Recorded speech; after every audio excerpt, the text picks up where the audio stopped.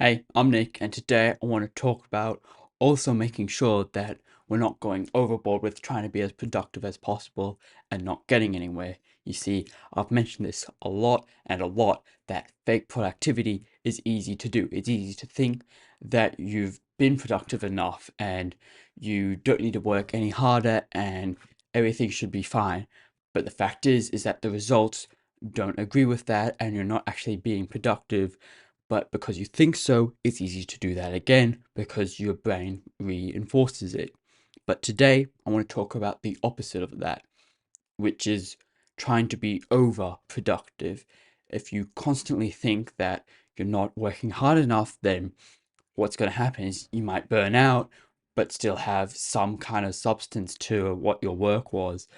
But what might also happen is that you don't do any work in the first place because you're so focused on optimizing this system that you have that you don't end up doing anything. And this is something that could happen just because naturally we're always trying to be focused about switching up the systems and optimizing it, that we can get paralysis from analysis and just be completely stuck because we constantly think there must be a better way. We constantly think that, nah, these results aren't adding up and there's something in the way.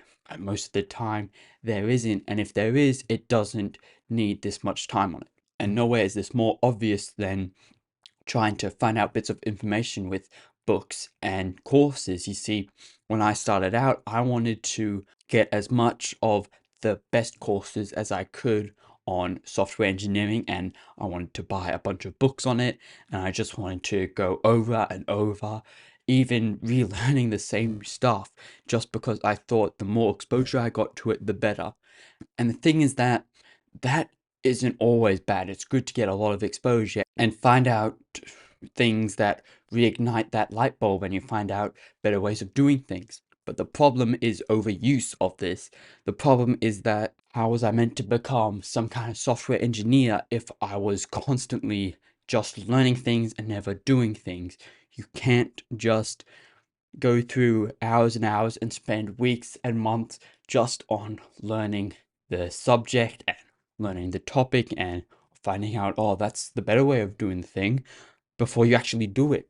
Like, there's no opportunity for growth and learning. There's just memorizing and looking back at the same thing and wasting your time before you actually make the results that you need to judge whether or not improvements need to be made.